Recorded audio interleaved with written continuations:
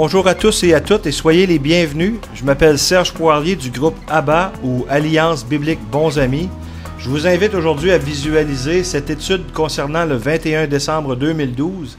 Cette étude a été réalisée par mon bon ami personnel, le docteur Rod Hembry. Il est pasteur à l'église interdénominative Good Friends Fellowship à Orangeville, en Ontario, et je me suis offert pour sa traduction en français. Cette étude porte sur la date très connue du 21 décembre 2012 et qui en réalité n'est qu'un mythe. Voici donc l'étude sur le mythe du 21 décembre 2012. Et avant d'entreprendre cette étude, nous allons d'abord abaisser nos cœurs en prière devant le Seigneur. Père éternel, c'est en toute reconnaissance que nous te remercions pour avoir gardé ta parole au travers de toutes ces générations jusqu'à nous. Nous nous offrons, Seigneur, pour étudier ta parole en ta présence, sans réserve. Transforme-nous dans les ambassadeurs du nom de Jésus-Christ, notre Sauveur, et apprends-nous, Seigneur, à marcher dans la discipline, dans la voie du Seigneur, à élever le saint nom de Jésus-Christ, et en son saint nom, nous disons tous Amen. En Ésaïe 58, versets 10 à 14, on retrouve le jeûne qui plaît à Dieu, mais qui aussi représente un des rôles clés que doit jouer l'Église dans la société moderne. Regardons ensemble ce qui est écrit. Si tu prodigues ton âme à l'affamé et que tu rassasies l'âme de l'affligé, ta lumière se lèvera dans les ténèbres et ton obscurité sera comme le midi. Et l'Éternel te conduira continuellement et rassasiera ton âme dans les sécheresses et rendra agiles tes eaux. Et tu seras comme un jardin arrosé et comme une source jaillissante dont les eaux ne trompent pas. Et ceux qui seront issus de toi bâtiront ce qui était ruiné dès longtemps. Tu relèveras les fondements qui étaient restés de génération en génération, et on t'appellera réparateur des brèches, restaurateur des sentiers fréquentés.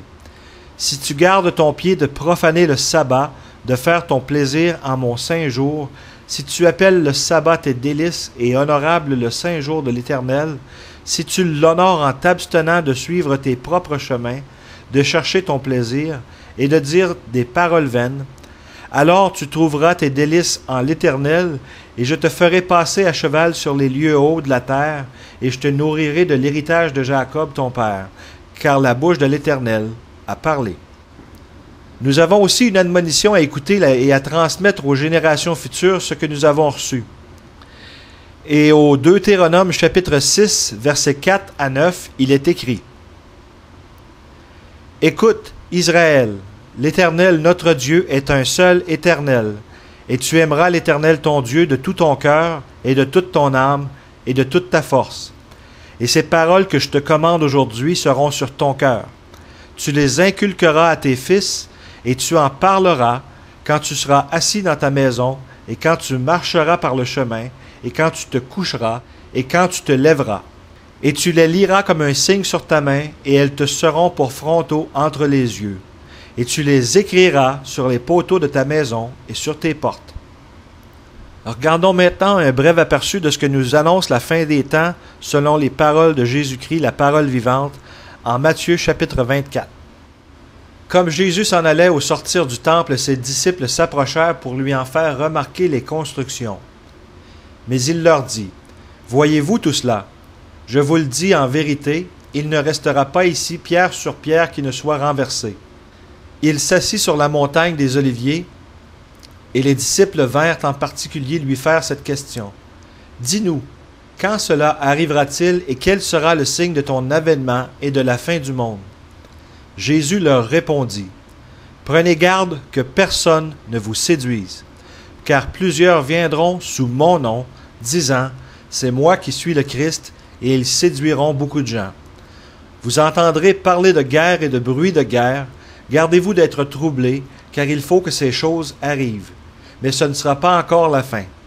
Une nation s'élèvera contre une nation et un royaume contre un royaume. Et il y aura, en divers lieux, des famines et des tremblements de terre. Tout cela ne sera que le commencement des douleurs. » Matthieu chapitre 24, versets 1 à 8.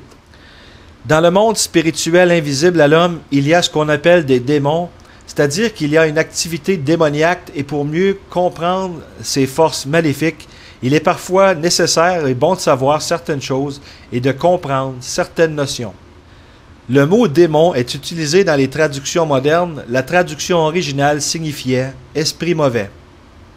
Le mal en hébreu est ra, qui veut dire mauvais, malicieux, destructif, trompeur au niveau des personnes, de la pensée et des actions. Le mal en grec est poneros, qui signifie maladie, qui est contraire à la vie, amenant la tromperie et la mort. L'esprit en hébreu est ruach, qui signifie souffle, être désincarné, siège de l'intellect et des actions. L'esprit en grec est pneuma, qui signifie le principe vital apportant la vie du corps et de l'être. Autrement dit, un démon est un être mauvais, trompeur, malicieux et destructif qui amène l'œuvre de la mort dans la personnalité, l'action, la pensée et les réactions. Mais lorsqu'on parle de 2012, de quoi s'agit-il exactement? Pourquoi le nouvel âge et l'industrie hollywoodienne du divertissement en font-ils la promotion? Nous allons maintenant parler de l'histoire des Mayas. De 1500 à 200 avant Jésus-Christ, nous avons l'époque qui est dite pré-classique. De 200 avant Jésus-Christ jusqu'en 900 après Jésus-Christ, c'est l'époque classique des Mayas. De 900 après Jésus-Christ jusqu'en 1500, c'est l'époque post-classique. La population atteint son sommet en 800 après Jésus-Christ et disparaît soudainement. Lorsque nous parlons des Mayas, nous avons donc affaire au culte des astres, le culte des étoiles. Mais regardons de plus près ce qui était écrit longtemps d'avance en Deutéronome et que Moïse nous avait laissé. Puisque vous n'avez vu aucune figure le jour où l'Éternel vous parla du milieu du feu à Horeb, veillez attentivement sur vos âmes, de peur que vous ne vous corrompiez et que vous ne vous fassiez une image taillée, une représentation de quelque idole, la figure d'un homme ou d'une femme, la figure d'un animal qui soit sur la terre, la figure d'un oiseau qui vole dans les cieux, la figure d'une bête qui rampe sur le sol, la figure d'un poisson qui vive dans les eaux au-dessous de la terre. Veille sur ton âme de peur que, levant tes yeux vers le ciel et voyant le soleil, la lune et les étoiles, toute l'armée des cieux, tu ne sois entraîné à te prosterner en leur présence et à leur rendre un culte. Ce sont des choses que l'Éternel ton Dieu a données en partage à tous les peuples, sous le ciel tout entier. Mais vous, l'Éternel vous a pris et vous a fait sortir de la fournaise de fer de l'Égypte, afin que vous fussiez un peuple qui lui appartient en propre, comme vous l'êtes aujourd'hui. Obsédés par le maintien du temps, les Mayas se croyaient être les maîtres du temps et se considéraient comme les prophètes de l'avenir. La théologie maya avait comme pièce maîtresse l'idée de la prophétie. Ils croyaient que les étoiles disaient l'avenir, ils devinrent donc obsédés par la prophétie. Les Mayas ont donc développé 20 calendriers prophétiques différents basés sur les étoiles et sur ce que leur disaient les dieux. Quelques-uns de ceux-ci sont considérés être plus précis que le calendrier grégorien qui est d'utilisation courante aujourd'hui, en ce qui concerne la prédiction d'événements astronomiques. Les Mayas se fiaient sur 3 calendriers majeurs des dieux du ciel pour synchroniser leur société et pour prédire l'avenir. Cette information provenait de leurs rituels religieux d'adoration. Voici les 3 calendriers.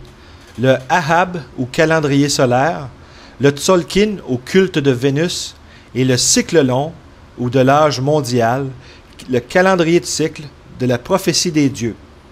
Ce dernier calendrier démontre que l'histoire de la Terre est divisée en 5 cycles du monde datant du jour de la création maya, le 11 août 3114 avant Jésus-Christ, soit le 0.0.0.0.1. D'après ce calendrier, le 5e cycle du monde prendra fin le 21 décembre de l'an 2012.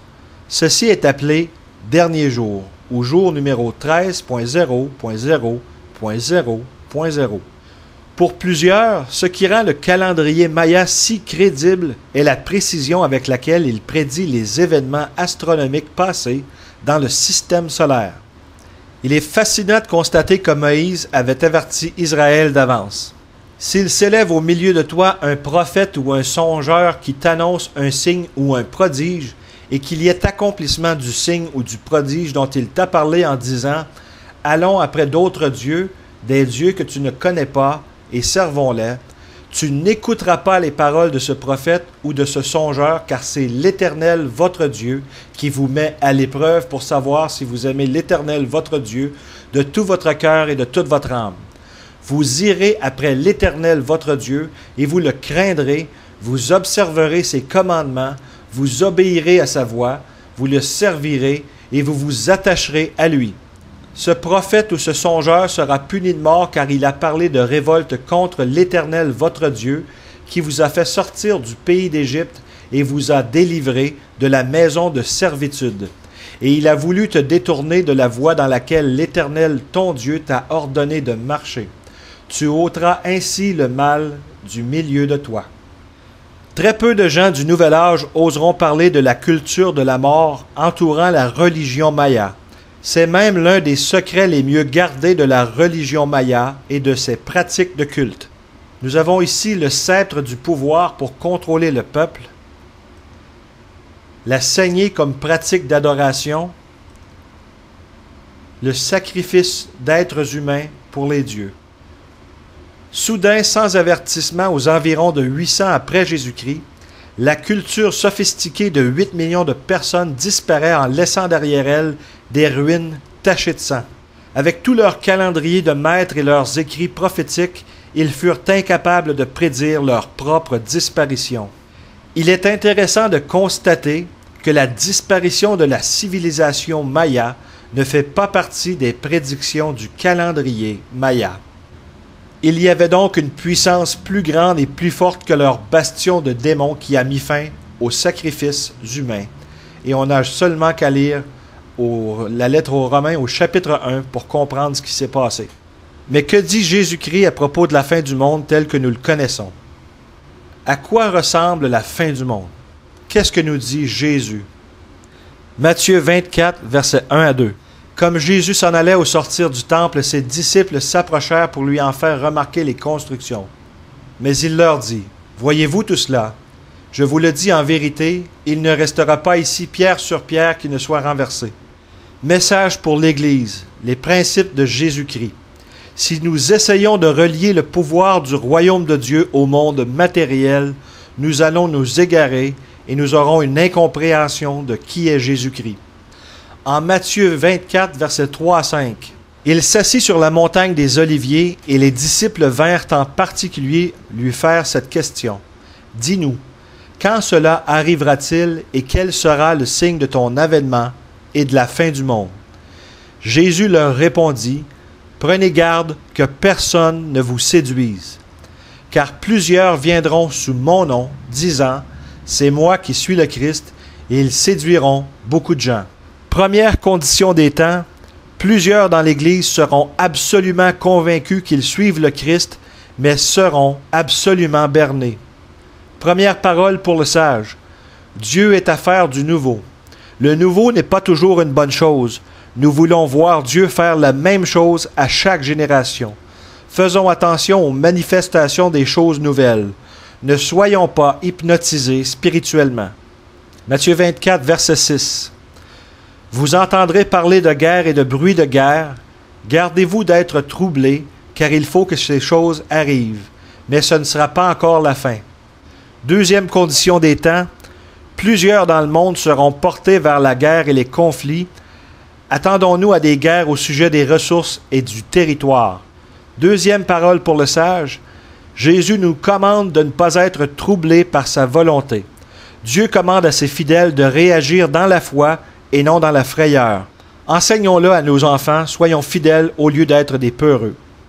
Et en Matthieu 24, verset 7, il est écrit, « Car nation s'élèvera contre nation et royaume contre royaume, et il y aura des famines et des pestes et des tremblements de terre en divers lieux. » Troisième condition des temps, des guerres aux racines spirituelles émergeront, et il y aura croissance de la terreur qui enfreindra sur la souveraineté des nations. Des esprits mauvais voudront obtenir le pouvoir. Troisième parole pour le sage. Jésus nous commande de ne pas mettre notre confiance dans les dirigeants de ce monde et dont le règne prendra fin bientôt.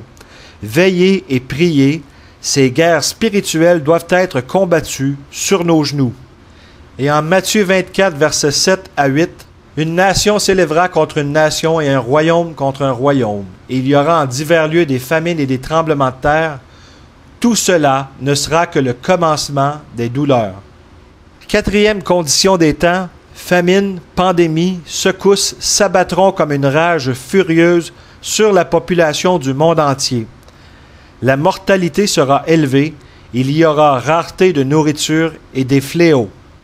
Quatrième parole pour le sage, c'est un bon jour pour lire la Bible. C'est un bon jour pour prier. Il ne s'agit plus ici des affaires comme à l'habitude, c'est maintenant le temps d'être sérieux avec Dieu et de l'être dès maintenant. De quoi s'agit-il? Pourquoi le nouvel âge et l'industrie hollywoodienne du divertissement en font-ils la promotion? Est-ce que le battage derrière cette date ne serait que pure distraction? Eh oui, c'est bien cela. Le mouvement TSJ, qui veut dire tout sauf Jésus, essaie encore de remplacer Jésus-Christ avec tout ce qu'ils peuvent trouver. Mais est-ce qu'il y aurait autre chose de rattaché à cette date? Voici ce qui est écrit en Révélation 20:12. « Et je vis les morts, les grands et les petits qui se tenaient devant le trône.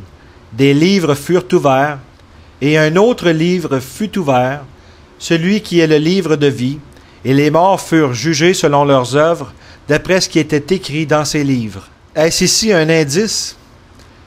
La Bible prévoit-elle vraiment la fin pour 2012? Eh bien, en deuxième partie d'étude, nous allons voir le compte à rebours de ce que la Bible raconte vraiment à propos de la fin du monde. Merci d'avoir été des nôtres. Nous vous revenons dans un instant.